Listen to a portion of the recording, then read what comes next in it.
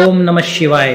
नमस्कार साथियों, स्वागत है आप सभी का हमारे YouTube चैनल पर जिसका नाम है मोटिवेशनल स्पार्क। अगर आप हमारे चैनल पर नए हैं तो अभी सब्सक्राइब करें और घंटी के बटन को दबाएं ताकि आपको हमारी नई वीडियो की नोटिफिकेशन मिलती रहे और आप हमारी इस भक्ति यात्रा का हिस्सा बन सकें। तो चलिए बिना देरी किए शुरू करते हैं शिव महापुराण। पिछले भाग में हमने सबने श्रवण किया शिव महापुराण की महात्म को। शिव पुराण में 7 संहिताएं हैं जिसमें विदेश्वर संहिता भी एक है। अब सुनते हैं विदेश्वर संहिता। आइए जानते हैं इस संहिता के बारे में।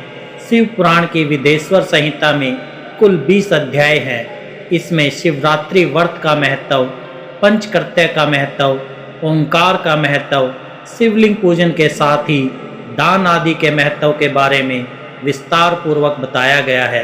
साथ ही इसमें शिव जी की भस्म और रुद्राक्ष के महत्व पर भी प्रकाश डाला गया है। पहला अध्याय प्रयाग में सूत जी से मुनियों का तुरंत पापनाश करने का साधन के विषय में प्रश्न, जो आदि से लेकर अंत में है, नित्य मंगलमय है, जो आत्मा के स्वरूप को प्रकाशित करने वाले हैं, जिनके 5 मुख हैं और जो खेल खेल में जगत की रचना, पालन और संहार तथा अनुग्रह एवं तिरोभाव रूप 5 प्रबल कर्म करते हैं, उन सर्वश्रेष्ठ अजर अमर उमापति भगवान शंकर का मैं मन ही मन चिंतन करता हूँ। व्यास जी कहते हैं, धर्म का महान क्षेत्र है जहाँ गंगा यमुना का संगम है, उसे पुण्य में प्रयाग जो ब्रह्मलोक का मार्ग है, वहाँ एक बार महातेजस्वी महाभाग महात्मा मुनियों ने विशाल यज्ञ का आयोजन किया। उस ज्ञान यज्ञ का समाचार सुनकर पौराणिक शिरोमणि व्यास जी के शिष्य सूत जी वहाँ मुनियों के दर्शन के लिए आए। सूत जी का सभी मुनियों ने विधिवत स्वागत और सत्कार किया तथा उनकी स्तुति करते हुए हाथ जोड़कर उनसे कहा, हे सर्वज्ञ विद्यावान रोमहर्षण जी, आप बड़े भाग्यशाली हैं। आपने स्वयं व्यास जी के मुख से पुराण विद्या प्राप्त की है। आप आश्चर्यचरित कथाओं का भंडार हैं। आप भूत, भविष्य और वर्तमान के ज्ञाता हैं। हमारा सौभाग्य है कि आपके दर्शन हुए। आपका यहाँ आना निरर्थक नहीं हो सकता। आप कल्याणकारी हैं। उत्तम बुद्धि वाले सूत जी, यदि आपका अनुग्रह हो तो गोपनीय होने पर भी आप शुभाशुभ तत्व का वर्णन करें, जिससे हमारी तृप्ति नहीं होती और उसे सुनने की हमारी इच्छा ऐसे ही रहती है। कृपा कर उस विषय का वर्णन करें। घोर कलयुग आने पर मनुष्य पुण्य कर्म से दूर होकर दुराचार में फंस जाएंगे, दूसरों की बुराई करेंगे, पराई स्त्रियों के प्रति आसक्त होंगे, हिंसा करेंगे, मुख नास्तिक और पशु बुद्धि हो जाएंगे। सूत जी, कलयुग में वेद प्रतिपादित वर्ण आश्रम व्यवस्था नष्ट हो जाएगी। प्रत्येक वर्ण और आश्रम में रहने वाले अपने अपने धर्मों के आचरण का परित्याग कर विपरीत आचरण करने में सुख प्राप्त करेंगे। इस सामाजिक वर्ण संकरता से लोगों का पतन होगा, परिवार टूट जाएंगे, समाज बिखर जाएगा, प्राकृतिक आपदाओं से जगह जगह लोगों की मृत्यु होगी, धन का क्षय होगा, स्वार्थ और लोभ की प्रवृत्ति बढ़ जाएगी, ब्राह्मण लोभी हो जाएंगे और वेद बेचकर धन प्राप्त करेंगे, मदद के लिए मोहित होकर दूसरों को ठगेंगे, पूजा पाठ नहीं करेंगे और ब्रह्म ज्ञान से शून्य होंगे। क्षत्रिय अपने धर्म को त्याग कर कुसंगति पापी व्यभाचारी हो जाएंगे, शौर्य से रहित हो वे शूद्रों जैसा व्यवहार करेंगे और काम के अधीन हो जाएंगे। वैश्य धर्म से विमुख होकर संस्कार भ्रष्ट होकर कुमार्गी धमोपार्जन प्रयाण होकर नापतोल में ध्यान लगाएंगे। शूद्र अपना धर्म कर्म छोड़कर अच्छी वेशभूषा से सुशोभित होकर व्यर्थ घूमेंगे। वे कुटिल और ईर्ष्यालु होकर अपने धर्म के प्रतिकूल हो जाएंगे, कुकर्मी और वाद विवाद करने वाले होंगे। वे स्वयं को कुलीन मानकर सभी धर्मों और वर्णों में विवाह करेंगे। स्त्रियां सदाचार से विमुख हो जाएंगी। वे अपने पति का अपमान करेंगी और सास ससुर से लड़ेंगी, मलिन भोजन करेंगी, उनका शील स्वभाव बहुत बुरा होगा। सूत जी, इस तरह जिनकी बुद्धि नष्ट हो गई है और जिन्होंने अपने धर्म का त्याग कर दिया है, ऐसे लोग लोक परलोक में उत्तम गति कैसे प्राप्त करेंगे? इस चिंता से हम सभी व्याकुल हैं। परोपकार के समान कोई धर्म नहीं है। इस धर्म का पालन करने वाला दूसरों को सुखी करता हुआ स्वयं भी प्रसन्नता अनुभव करता है। ये भावना यदि निष्काम हो तो कर्ता का हृदय शुद्ध करते हुए उसे परम गति प्रदान करती है। हे महामुने, आप समस्त सिद्धांतों के ज्ञाता हैं, कृपया कर कोई ऐसा उपाय बताइए जिससे इन सब के पापों का तत्काल नाश हो जाए। व्यास जी कहते हैं, उन श्रेष्ठ मुनियों की ये बात सुनकर सूत जी मन ही मन प्रेम श्रेष्ठ भगवान शंकर का स्मरण करके उनसे इस प्रकार बोले। प्रथम अध्याय समाप्त हुआ। दूसरा अध्याय शिव पुराण का परिचय और महिमा। सूत जी कहते हैं, साधु महात्माओं, आपने बहुत अच्छी बात पूछी है। ये प्रश्न तीनों लोकों का हित करने वाला है। आप लोगों के स्नेहपूर्ण आग्रह पर गुरुदेव व्यास का स्मरण कर मैं समस्त पाप राशियों से उद्धार करने वाले शिव पुराण की अमृत कथा का वर्णन कर रहा हूँ। ये वेदांत का सार सर्वस्व है। यही परलोक में परमार्थ को देने वाला है तथा दुष्टों का विनाश करने वाला है। इसमें भगवान शिव के उत्तम यश का वर्णन है। धर्म, अर्थ, काम और मोक्ष आदि पुरुषार्थों को देने वाला पुराण अपने प्रभाव की दृष्टि से बुद्धि और विचार को प्राप्त हो रहा है। शिव पुराण अध्ययन से कलयुग के सभी पापों में लिप्त जीव उत्तम गति को प्राप्त होंगे। इसके उदय से ही कलयुग का उत्पात शांत हो जाएगा। शिव पुराण को वेद तुल्य माना जाएगा। इसका प्रवचन सर्वप्रथम भगवान शिव ने ही किया था। इस पुराण के 12 खंड हैं या भेद हैं। विंध्येश्वर संहिता, रुद्र संहिता, विनायक संहिता, उमा संहिता, सहस्त्र कोटि रुद्र संहिता, एकादश रुद्र संहिता, कैलाश संहिता, शतरुद्र संहिता, कोटि रुद्र संहिता, मात्र संहिता, वायव्य संहिता तथा धर्म संहिता। विदेश्वर संहिता में 10,000 श्लोक हैं। रुद्र संहिता, विनायक संहिता, उमा संहिता और मात्र संहिता प्रत्येक में 8-8 हजार श्लोक हैं। एकादश रुद्र संहिता में 13,000, कैलाश संहिता में 6,000, शतरुद्र संहिता में 3,000, कोटि रुद्र संहिता में 9,000, सहस्र कोटि रुद्र संहिता में 11,000, वायव्य संहिता में 4,000 तथा धर्म संहिता में 12,000 श्लोक हैं। मूल शिव पुराण में कुल 1,00,000 श्लोक हैं, परंतु व्यास जी ने इसे 24,000 श्लोकों में संक्षिप्त कर दिया है। पुराणों की क्रम संख्या में शिव पुराण का चौथा स्थान है, जिसमें 7 संहिताएं हैं। पूर्व काल में भगवान शिव ने 100 करोड़ श्लोकों का पुराण ग्रंथ ग्रंथित किया था। सृष्टि के आरंभ में निर्मित ये पुराण साहित्य अधिक विस्तृत था। द्वापर युग में दयापन आदि महर्षियों ने पुराण को 18 भागों में विभाजित कर 4,00,000 श्लोकों में इसको संक्षिप्त कर दिया। इसके उपरांत व्यास जी ने 24,000 श्लोकों में इसका प्रतिपादन किया। ये वेद तुल्य पुराण विंध्येश्वर रुद्र संहिता, शतरुद्र संहिता, कोटि रुद्र संहिता, उमा संहिता, कैलाश संहिता और वायव्य संहिता नामक 7 संहिताओं में विभाजित है।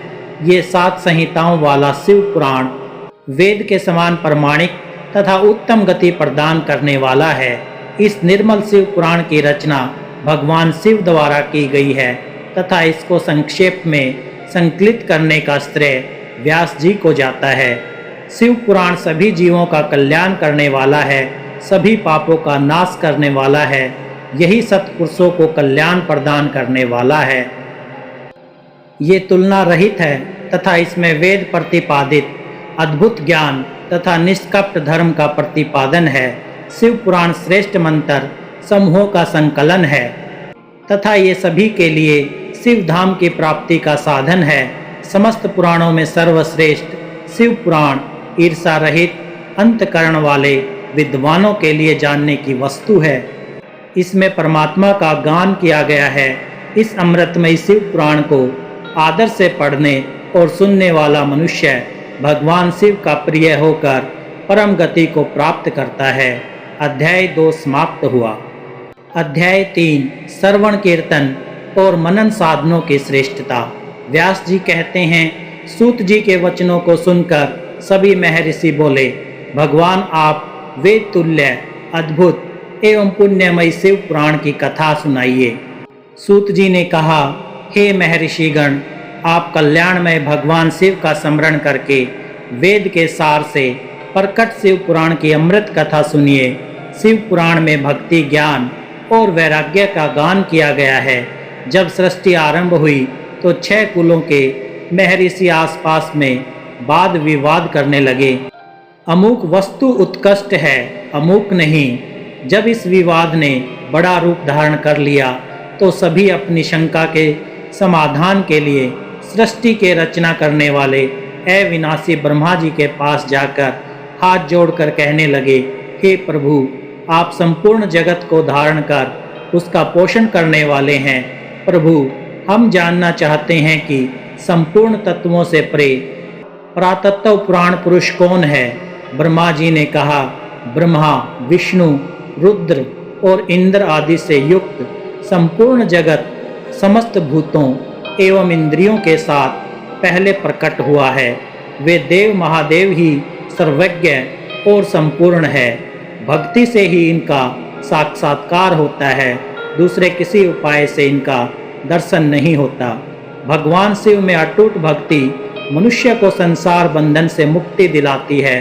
भक्ति से उन्हें देवता का कृपा प्रसाद प्राप्त होता है। जैसे अंकुर से बीज और बीज से अंकुर पैदा होता है, भगवान शंकर का कृपा प्रसाद प्राप्त करने के लिए आप सब ब्रह्म ऋषि धरती पर सहस्रास्त्रों वर्षों तक चलने वाले विशाल यज्ञ करो।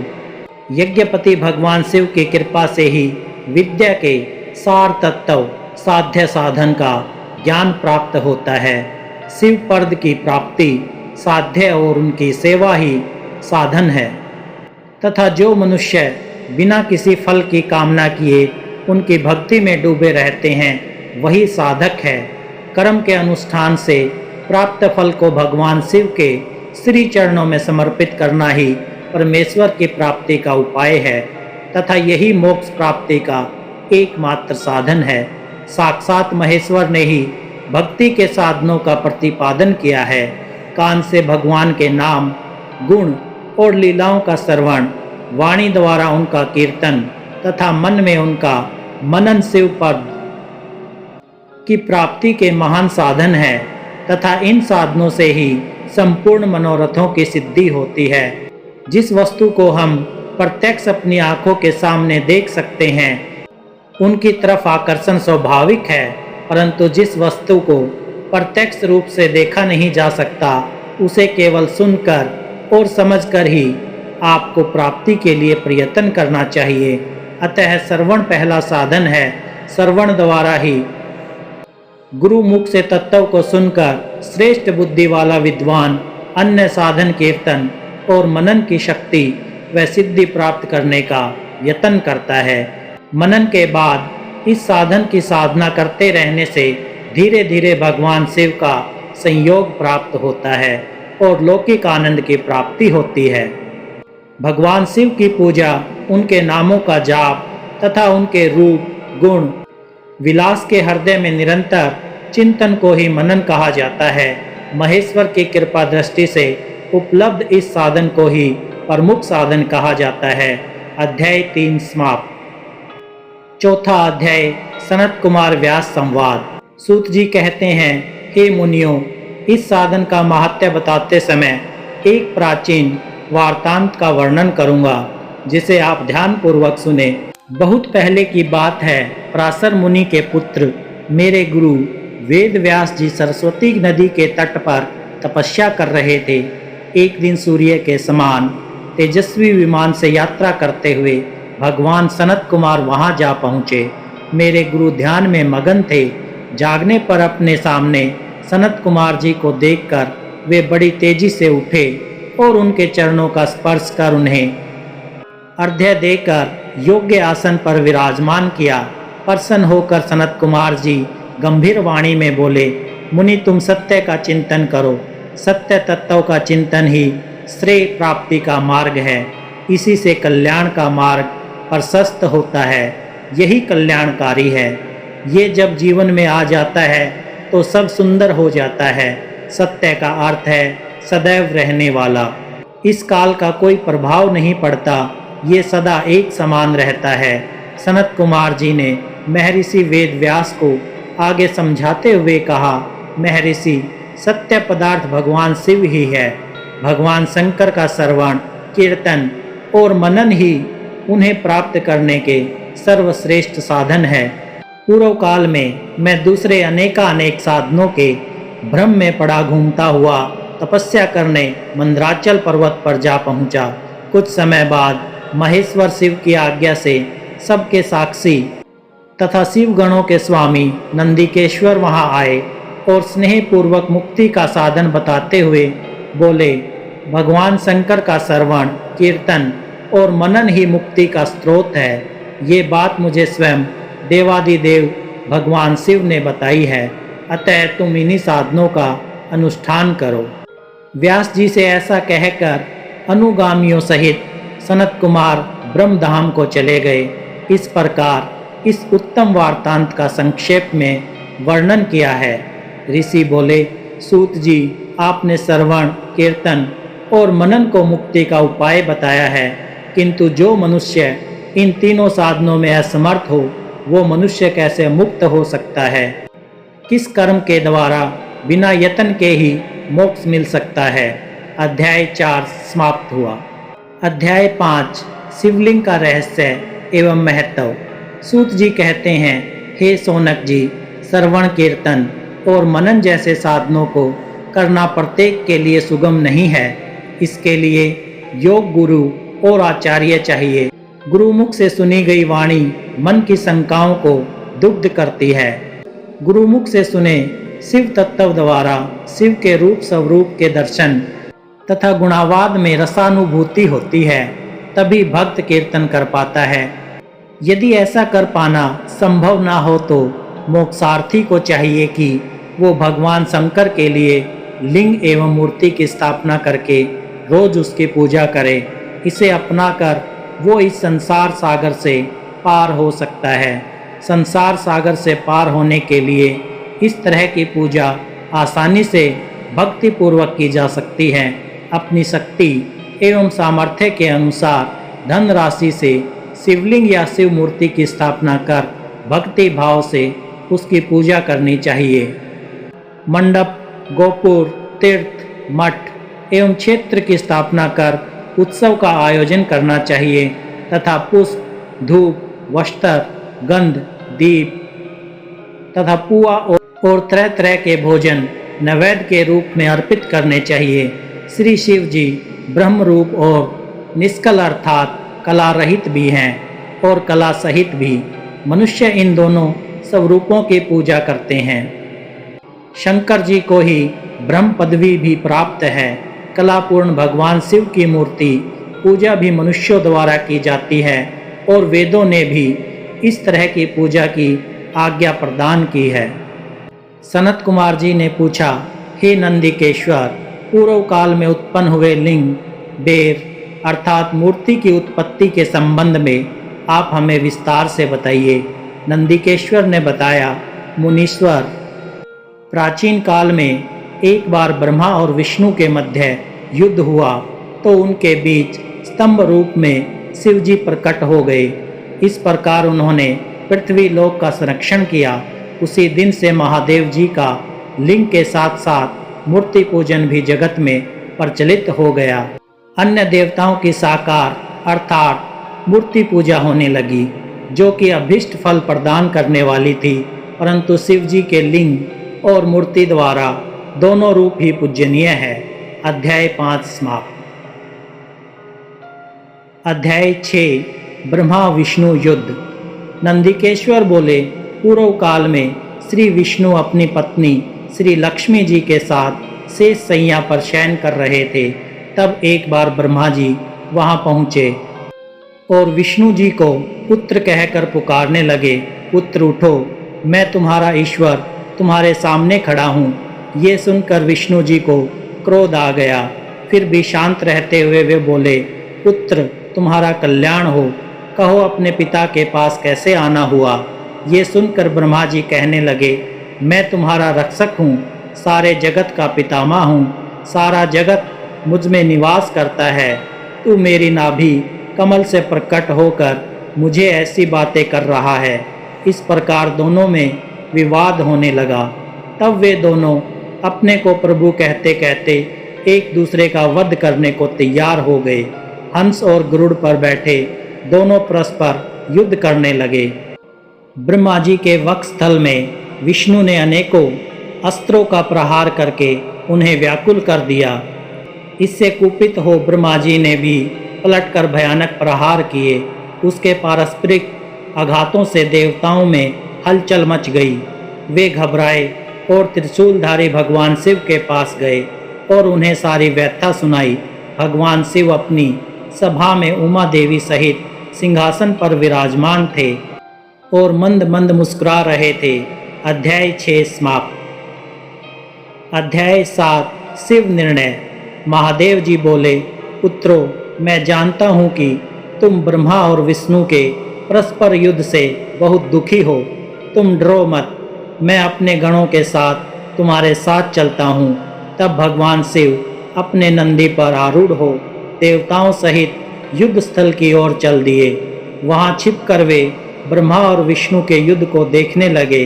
उन्हें जब ये ज्ञात हुआ कि वे दोनों एक दूसरे को मारने की इच्छा से माहेश्वर और पाशुपात अस्त्रों का प्रयोग करने जा रहे हैं, तो वे युद्ध को शांत करने के लिए महाअग्नि के तुल्य एक स्तंभ रूप में ब्रह्मा और विष्णु के मध्य खड़े हो गए। महाअग्नि के प्रकट होते ही दोनों के अस्त्र स्वयं शांत हो गए। अस्त्रों को शांत होते देखकर ब्रह्मा और विष्णु दोनों कहने लगे कि इस अग्नि स्वरूप स्तंभ के बारे में हमें जानकारी करनी चाहिए। दोनों ने अपनी परीक्षा लेने का निर्णय लिया। भगवान विष्णु ने शुकर रूप धारण किया और उसको देखने के लिए नीचे धरती में चल दिए। ब्रह्मा जी हंस का रूप धारण करके ऊपर की ओर चल दिए। पाताल में बहुत नीचे जाने पर भी विष्णु जी को स्तंभ का अंत नहीं मिला, अतः वे वापस चले आए। ब्रह्मा जी ने आकाश में जाकर केतकी का फूल देखा। वे उस फूल को लेकर विष्णु जी के पास गए। विष्णु ने उनके चरण पकड़ लिए। ब्रह्मा जी के छल को देखकर भगवान शिव प्रकट हुए। विष्णु जी की महानता से शिव प्रसन्न होकर बोले, हे विष्णु जी, आप सत्य बोलते हैं, अतः मैं आपको अपनी समानता का अधिकार देता हूँ। अध्याय 7 समाप्त। अध्याय 8 ब्रह्मा का अभिमान भंग। नंदिकेश्वर बोले, महादेव जी ब्रह्मा जी के छल पर अत्यंत क्रोधित हुए। उन्होंने अपने त्रिनेत्र से भैरव को प्रकट किया और उन्हें आज्ञा दी कि वो तलवार से ब्रह्मा जी को दंड दे। आज्ञा पाते ही भैरव जी ने ब्रह्मा जी के बाल पकड़ लिए और उनका 5वां सिर काट दिया। ब्रह्मा जी डर के मारे कांपने लगे। उन्हें भैरव के चरण पकड़ लिए और क्षमा मांगने लगे। इसे देखकर श्री विष्णु ने भगवान शिव से प्रार्थना की कि आपकी कृपा से ही ब्रह्मा जी को 5वां सिर मिला था, अतः आप इन्हें क्षमा कर दें। तब शिव जी की आज्ञा पाकर ब्रह्मा जी को भैरव ने छोड़ दिया।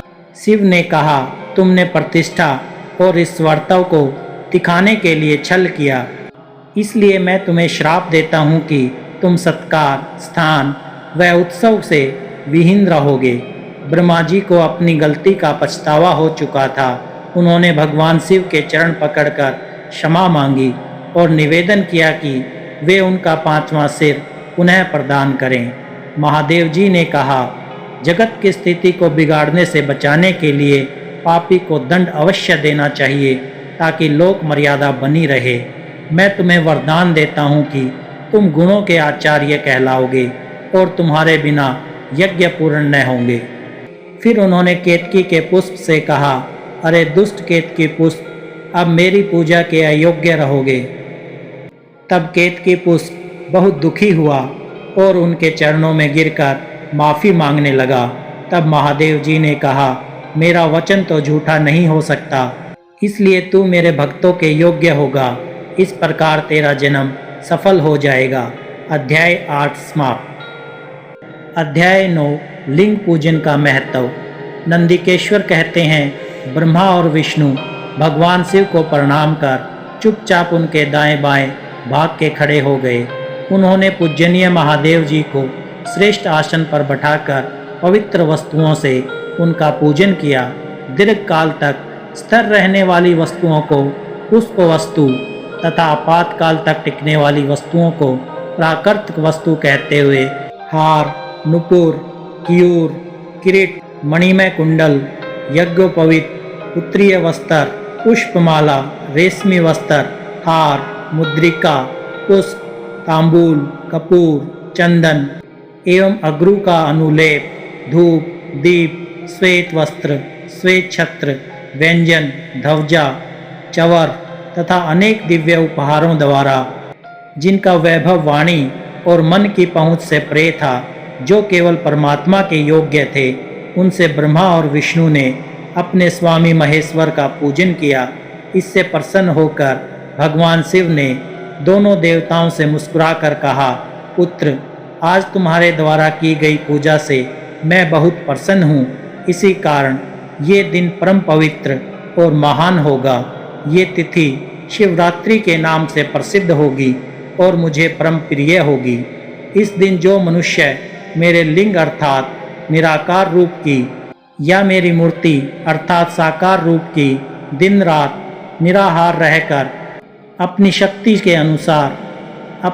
के अनुसार निश्चल भाव से यथोचित पूजा करेगा, वो मेरा परम प्रिय भक्त होगा।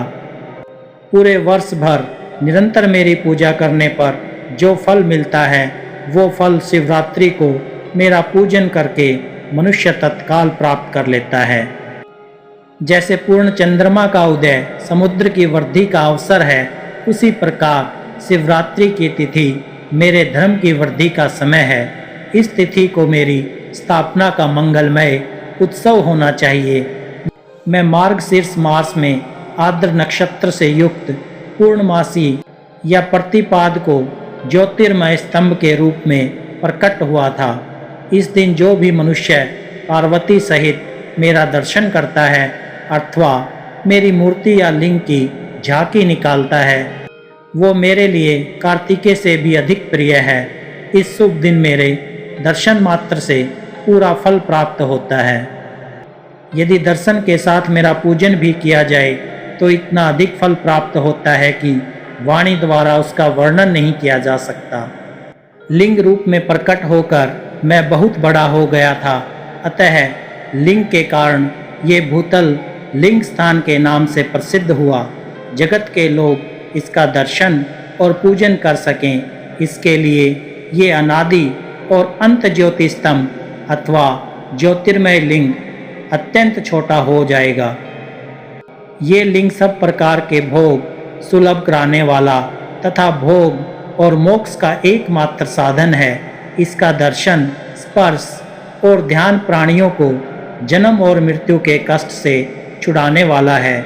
शिवलिंग के यहाँ प्रकट होने के कारण ये स्थान अरुणाचल नाम से प्रसिद्ध होगा तथा यहाँ बड़े बड़े तीर्थ प्रकट होंगे। इस स्थान पर रहने या मरने से जीवों को मोक्ष प्राप्त होगा।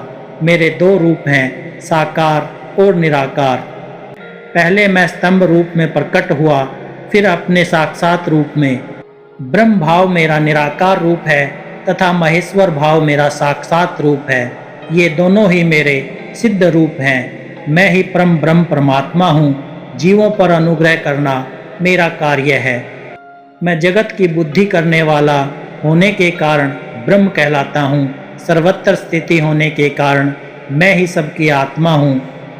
सर्ग से लेकर अनुग्रह तक जो जगत संबंधी 5 कृत्य हैं, वे सदा ही मेरे हैं।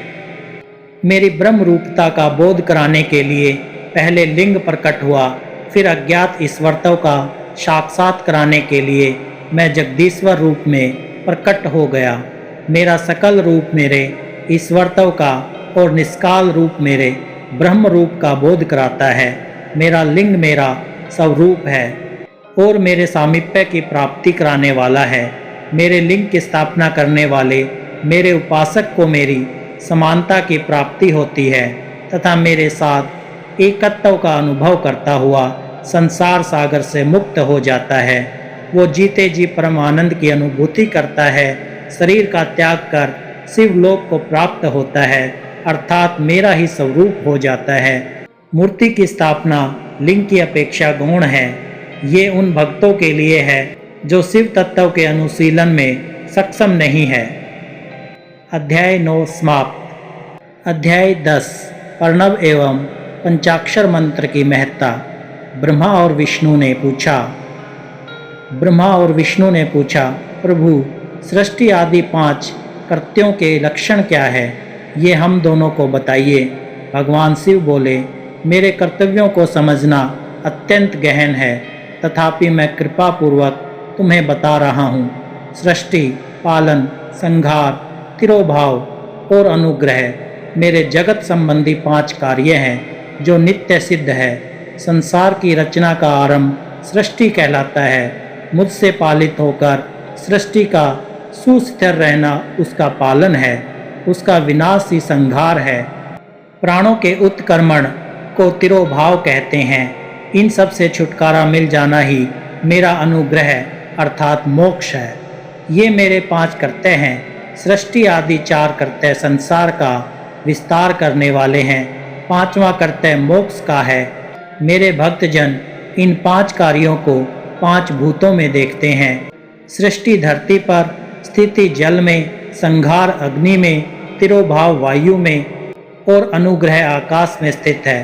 पृथ्वी से सबकी सृष्टि होती है, जल से वृद्धि होती है, आग सबको जला देती है, वायु एक स्थान से दूसरे स्थान पर ले जाती है और आकाश सबको अनुग्रहित करता है। इन 5 कर्त्यों का भाव वहन करने के लिए ही मेरे 5 मुख हैं। 4 दिशाओं में 4 मुख और इनके बीच में 5वां मुख है। पुत्रों, तुम दोनों ने मुझे तपस्या से प्रसन्न कर सृष्टि और पालन 2 कार्य प्राप्त किए हैं। इसी प्रकार मेरी विभूति स्वरूप रुद्र और महेश्वर ने संहार और तिरोभाव कार्य मुझसे प्राप्त किए हैं, परंतु मोक्ष मैं स्वयं प्रदान करता हूँ। मैंने पूर्व काल में अपने सर्वभूत मंत्र का उपदेश किया है जो ओंकार रूप में प्रसिद्ध है। ये मंगलकारी मंत्र है। सर्वप्रथम मेरे मुख से ओंकार प्रकट हुआ जो मेरे स्वरूप का बोध कराता है। इसका स्मरण निरंतर करने से मेरा ही सदा स्मरण होता है। मेरे उत्तरवर्ती मुख से आकार का, पश्चिमी मुख से उकार का, दक्षिणी मुख से मकार का, पूर्ववर्ती मुख से बिंदु का तथा मध्यवर्ती मुख से नाद का प्रकटीकरण हुआ है। इस प्रकार इन 5 अवयवों से ओंकार का विस्तार हुआ है। इन 5 अवयवों के एकाकार होने पर प्रणव ओम नामक अक्षर उत्पन्न हुआ है। जगत में उत्पन्न सभी स्त्री पुरुष इस प्रणव ओम मंत्र में व्याप्त हैं। ये मंत्र शिव शक्ति दोनों का बोधक है। इसी से पंचाक्षर मंत्र ओम नमः शिवाय की उत्पत्ति हुई है। इस पंचाक्षर मंत्र से मात्र का वर्ण प्रकट हुए हैं जो 5 भेद वाले हैं। इसी से शिरो मंत्र सहित त्रिपदा गायत्री मंत्र का प्रकष्ठान हुआ है। इसी से शिरो मंत्र सहित त्रिपदा गायत्री मंत्र का प्रकष्ठान हुआ है। इस गायत्री मंत्र से संपूर्ण वेद प्रकट हुए हैं और उन वेदों से करोड़ों मंत्र निकले हैं। उन मंत्रों से विभिन्न कार्यों की सिद्धि होती है। इस पंचाक्षर प्रणव मंत्र से सभी मनोरथ पूर्ण होते हैं। इस पंचाक्षर प्रणव मंत्र से सभी मनोरथ पूर्ण होते हैं। इस मंत्र से भोग और मोक्ष दोनों प्राप्त होते हैं। नंदिकेश्वर कहते हैं, जगदम्बा उमा गौरी पार्वती के साथ बैठे महादेव ने उत्तरवर्ती मुख से बैठे ब्रह्मा और विष्णु को पर्दा करने वाले वस्त्र से आच्छादित कर उनके मस्तक पर अपना हाथ रखकर धीरे धीरे उच्चारण कर उन्हें उत्तम मंत्र का उपदेश दिया। 3 बार मंत्र का उच्चारण करके भगवान शिव ने उन्हें शिष्यों के रूप में दीक्षा दी। गुरु दक्षिणा के रूप में दोनों ने अपने आप को समर्पित करते हुए दोनों हाथ जोड़कर उनके समीप खड़े हो गए। जगत गुरु भगवान शिव की इस प्रकार स्तुति करने लगे। ब्रह्मा विष्णु बोले, प्रभु आपके साकार और निराकार 2 रूप हैं। आप तेज से प्रकाशित हैं, आप सबके स्वामी हैं, आप सर्वात्मा को नमस्कार। आप प्रणव मंत्र के बताने वाले हैं तथा आप ही प्रणव लिंग वाले हैं। सृष्टि पालन, संहार, तिरोभाव और अनुग्रह आदि आपके ही कार्य हैं। आपके 5 मुख हैं, आप ही परमेश्वर हैं, आप ही सबकी आत्मा है, ब्रह्म है। आपके गुण और शक्तियाँ अनंत हैं, हम आपको नमस्कार करते हैं। इन पंक्तियों से स्तुति करते हुए गुरु महेश्वर को प्रसन्न कर ब्रह्मा और विष्णु ने उनके चरणों में प्रणाम किया।